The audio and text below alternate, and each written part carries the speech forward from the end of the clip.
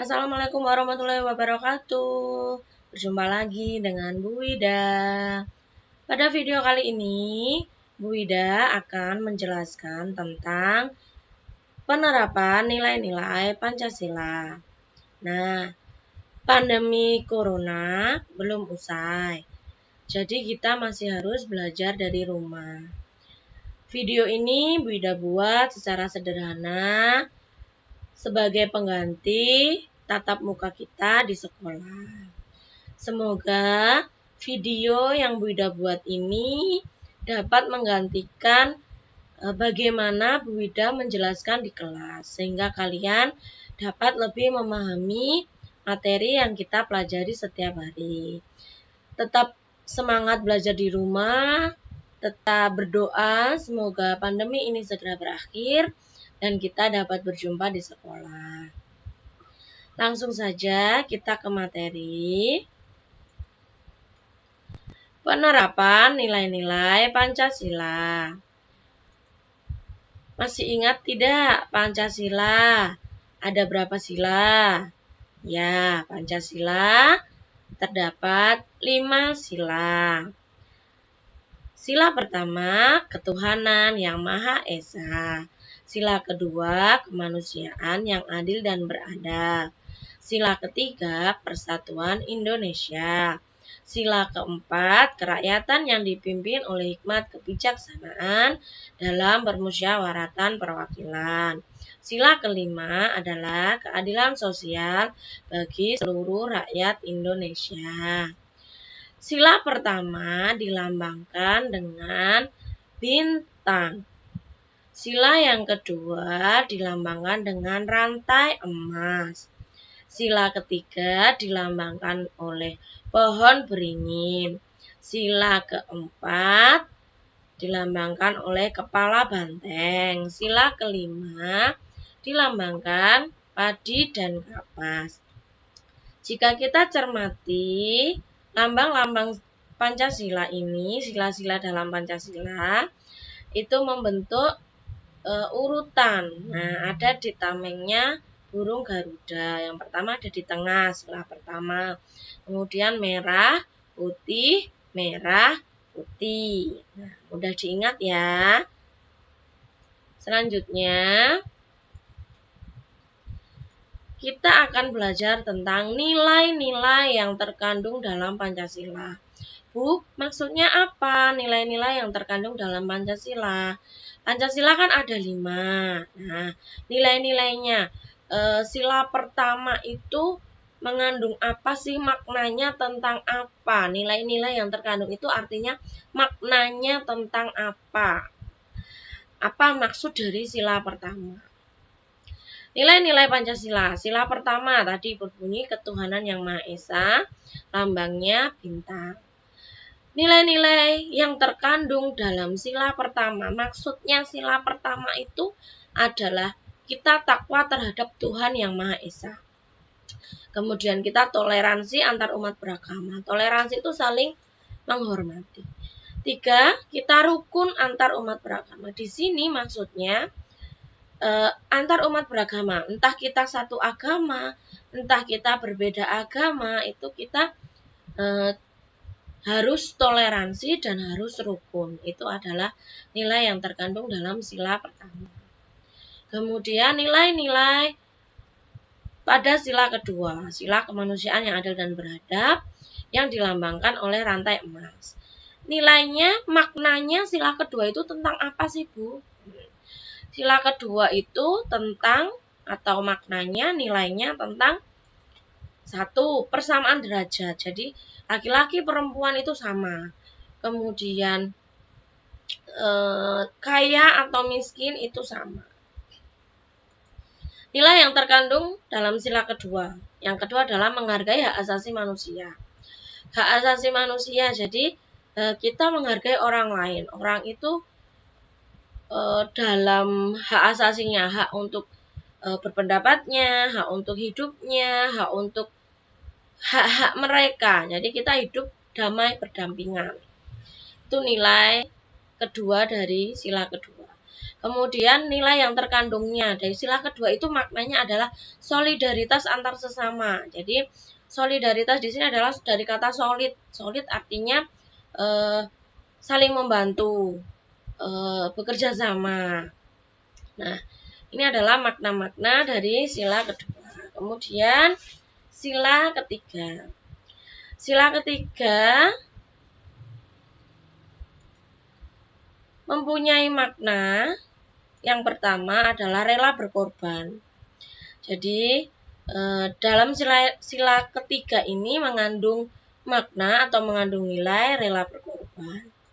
Kemudian bekerja sama atau bersatu bersama-sama. Kemudian menjunjung tinggi kepentingan bersama. 4. Cinta tanah air.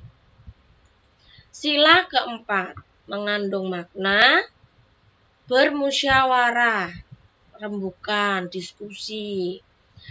2. Menghargai pendapat orang lain. Ketiga, tidak memaksakan kehendak. Jadi menghargai pendapat orang lain, tidak memaksakan kehendak, oh kita maunya gini, jadi teman-teman dipaksa, tidak. Karena dalam sila keempat, kita menghargai pendapat dan tidak memaksakan kehendak kita, kemauan kita. Kehendak itu kemauan, keinginan.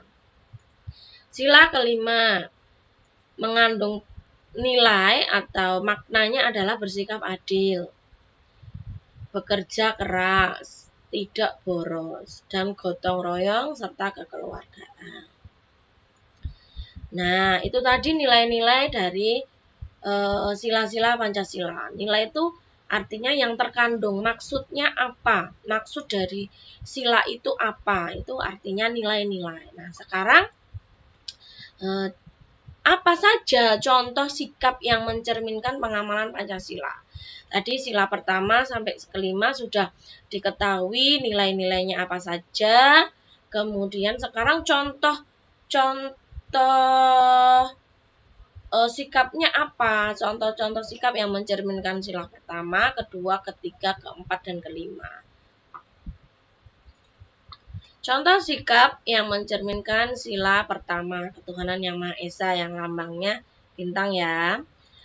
Contoh sikapnya, beribadah tepat waktu. Nah, yang beragama Islam, sholatnya sehari 5 kali, sholat wajibnya.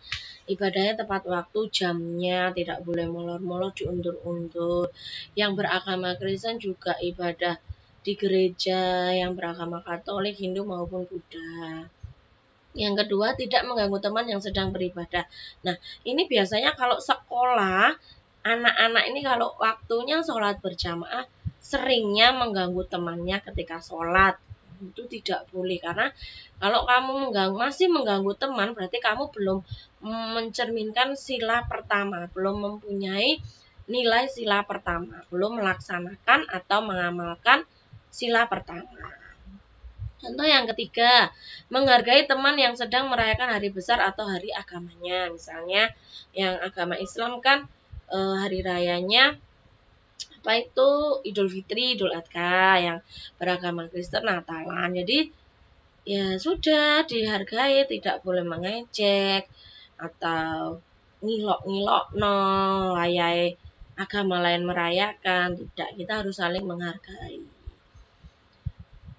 Kemudian tidak memaksakan orang lain mengikuti agama kita. Nah, seperti hadis Rasulullah ya, bagiku agamaku, bagimu agamamu. Jadi yang Islam ya mengikuti ajaran Islam. Yang Kristen mengikuti agama Kristen. Tidak boleh saling memaksakan. Bu, kalau misalnya ada yang Islam pindah Kristen, ada yang Kristen pindah Islam atau pindah Hindu, ya itu kan urusan pribadi mereka. Yang penting kita tidak memaksakan. Kalau mereka mau berpindah agama, silahkan. Itu sesuai dengan hati masing-masing. Yang penting kita tidak memaksakan. Berteman dengan, ini salah ya nomornya ya, yang betul nomor 5. Berteman dengan semua teman meskipun berbeda agama. Jadi tidak boleh pilih-pilih. Oh, aku kan Islam, aku kan pakai jilbab, aku nggak mau berteman sama yang Kristen. Tidak boleh. Sama, kita berteman dengan siapa saja, Islam, Kristen, Hindu, Buddha, tidak boleh membeda-bedakan. Kamu kan Islam, sana aku hanya ingin berteman dengan yang Kristen, tidak boleh. Jadi semuanya harus ditemani, semuanya harus berteman.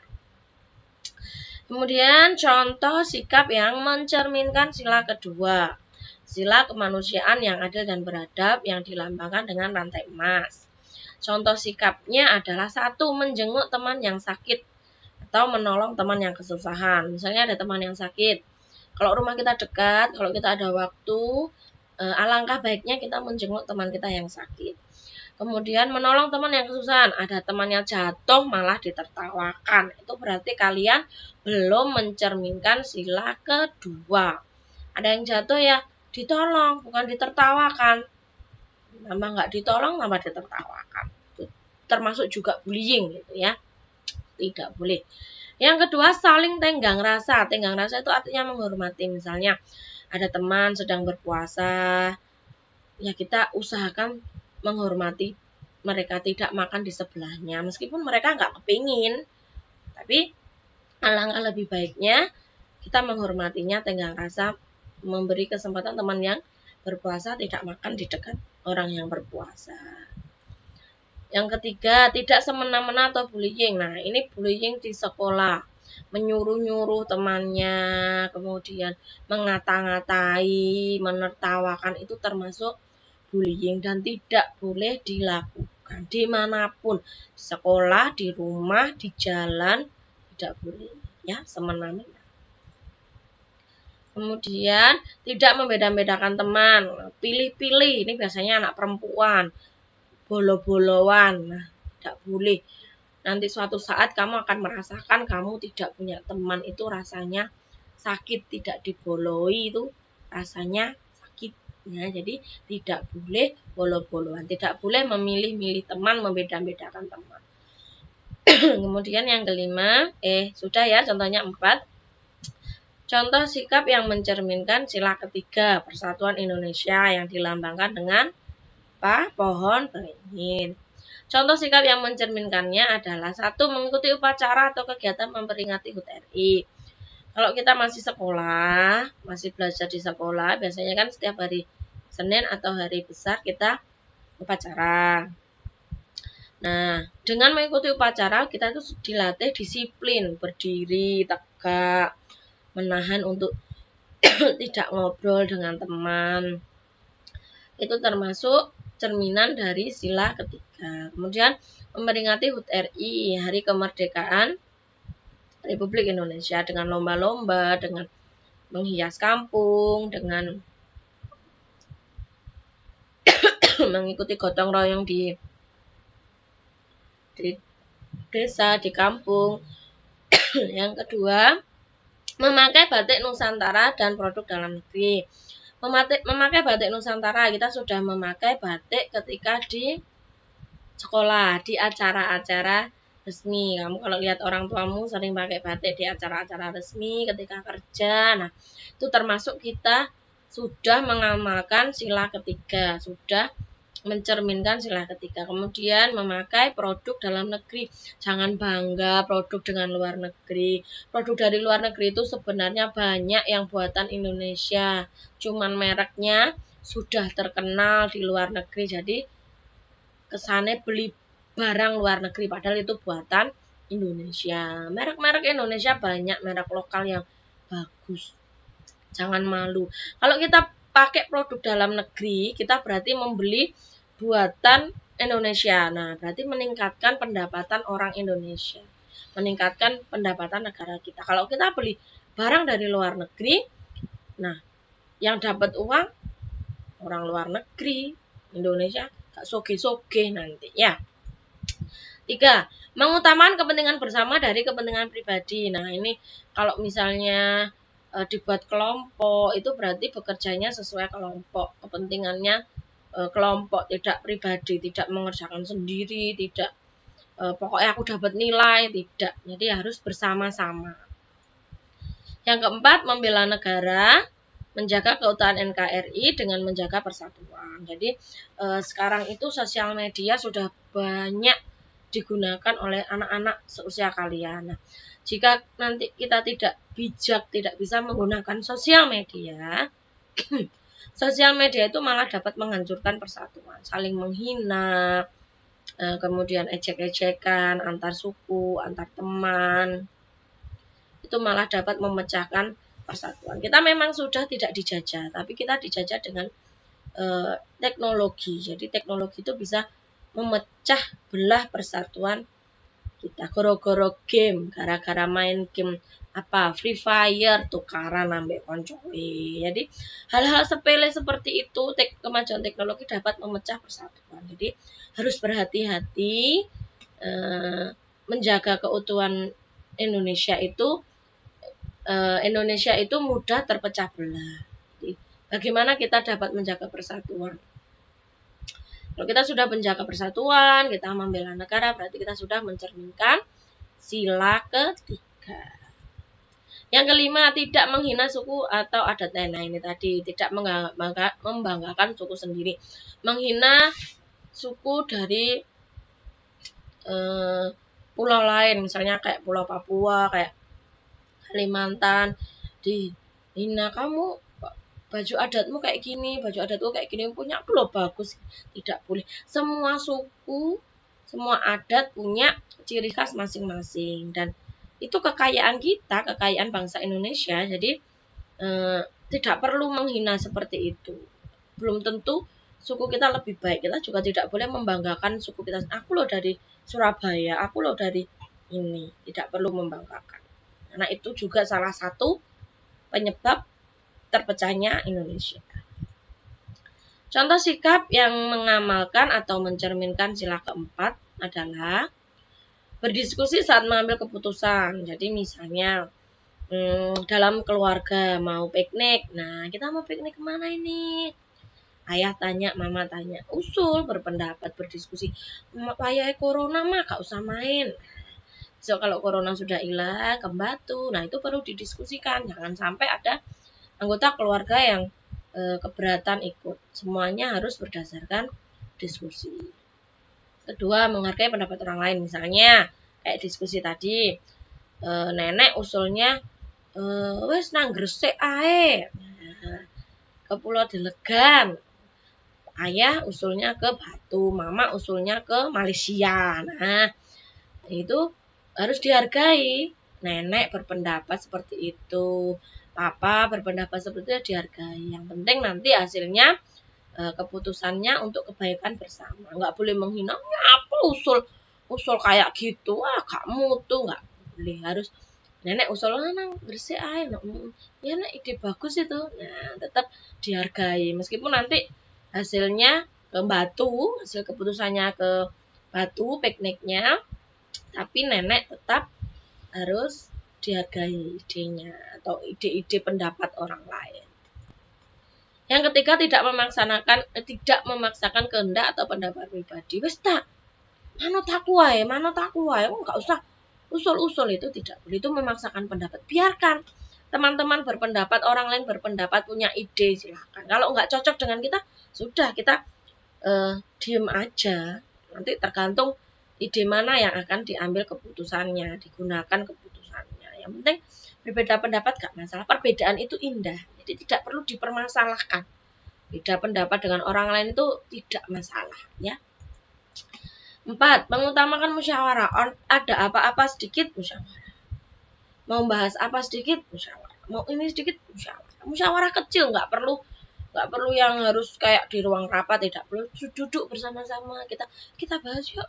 Ini gimana nanti tugas dari Bu Ida enaknya diapakan, kan? Dimusyawarahkan dengan tugas atau kelompoknya. Mengutamakan musyawarah. Berusaha selalu menyelesaikan masalah itu dengan musyawarah. Kemudian cerminan contoh sikap yang mencerminkan sila kelima. Pertama, adil.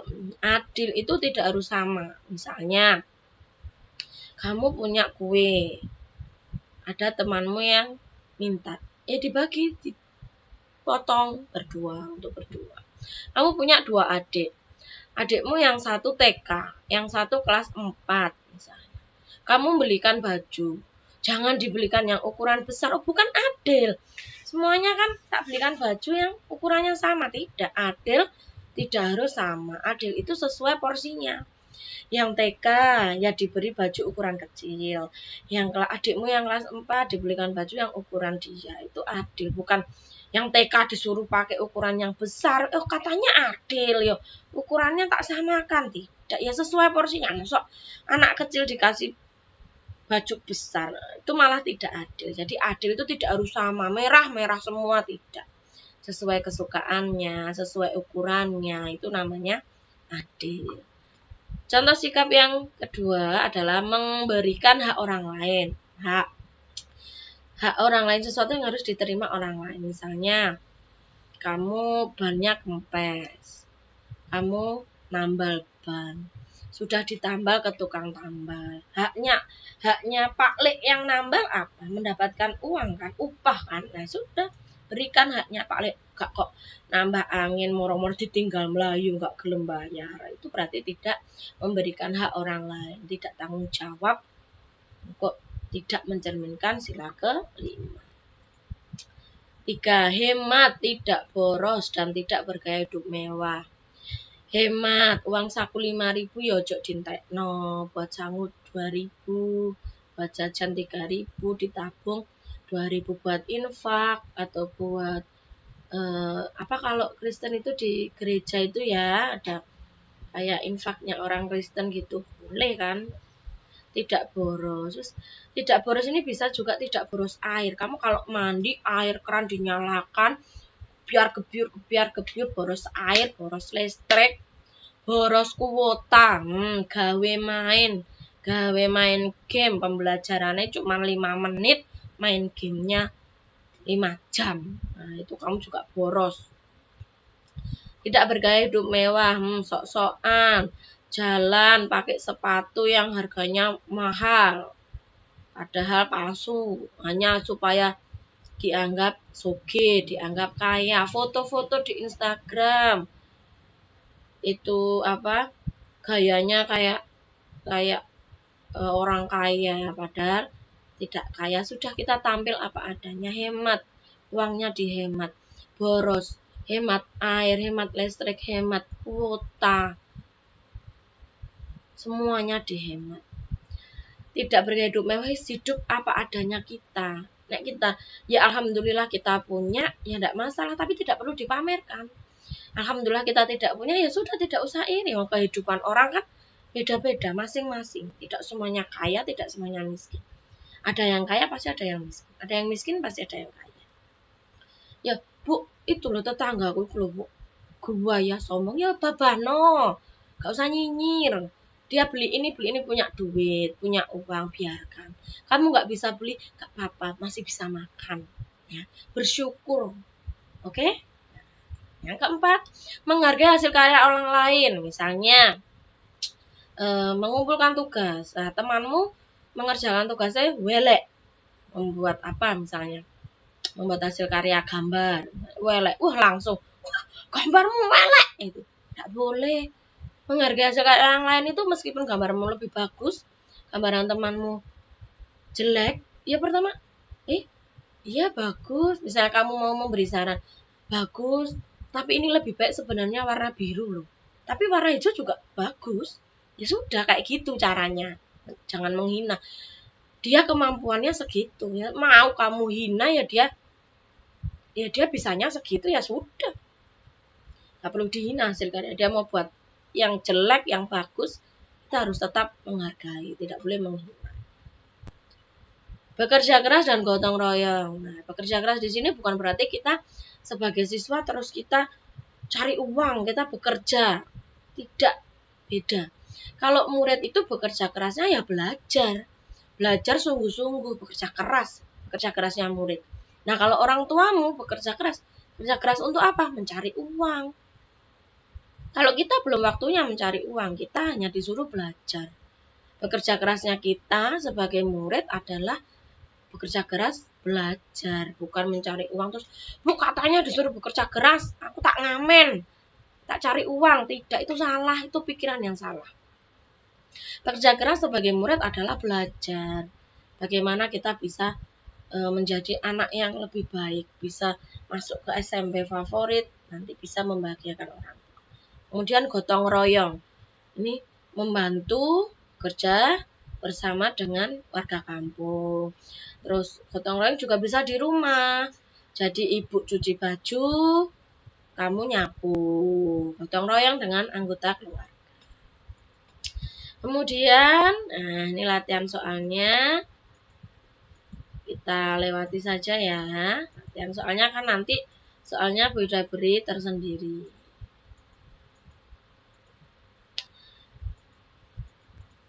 Nah, ini kita lewati juga latihan soalnya. Kesimpulannya, dalam kehidupan sehari-hari, Pancasila itu adalah pedoman hidup bagi bangsa Indonesia. Jadi kalau kita hidupnya sudah sesuai dengan Pancasila, sila 1 sampai sila 5, berarti hidup kita sudah lurus, sudah benar, nyaman, tenang. Ya. Jika setiap hal yang kita lakukan sesuai dengan pedoman, maka kehidupan berbangsa dan bernegara kita akan damai dan tentram. Yang saling menghormati antar sesama anggota keluarga, sesama umat beragama, antar umat beragama, saling tolong-menolong, bermusyawarah, membela negara, menjaga keutuhan NKRI, tidak menghina, adil, hemat, bekerja keras. Nah, kalau kita sudah sesuai dengan Pancasila, sudah hidup kita damai, tentram, tidak ada tukaran dengan tetangga, tetangganya beli ini iri, temannya punya ini sepeda motor, temannya punya tas baru, sepatu baru, iri. Enggak. Kalau sudah sesuai dengan Pancasila, tidak ada iri, tidak ada pertengkaran, jadi semuanya damai tentram. Ya. Sudahkah sikap kita sehari-hari sesuai Pancasila? Masih punya iri, masih belum takwa pada Tuhan, ibadahnya masih sering bolong-bolong, belum tepat waktu. Berarti kita belum lurus dalam hidup berpedoman pada Pancasila. Nah, sekarang sudah tahu kan contoh sikap dan nilai-nilai yang terkandung dalam Pancasila. Yang sikapnya belum baik, ayo kita sama-sama memperbaiki diri menjadi pribadi yang lebih baik. Yuk menjadi warga negara yang Pancasilais. Terima kasih. Nah, anak-anak, demikianlah video pembelajaran dari Bu Ida. Semoga kalian memahami materi yang Bu Ida berikan. Tetap semangat belajar di rumah, jaga kesehatan, makan makanan yang bergizi dan sehat. Semoga kita segera berjumpa di sekolah. Terima kasih. Wassalamualaikum warahmatullahi wabarakatuh.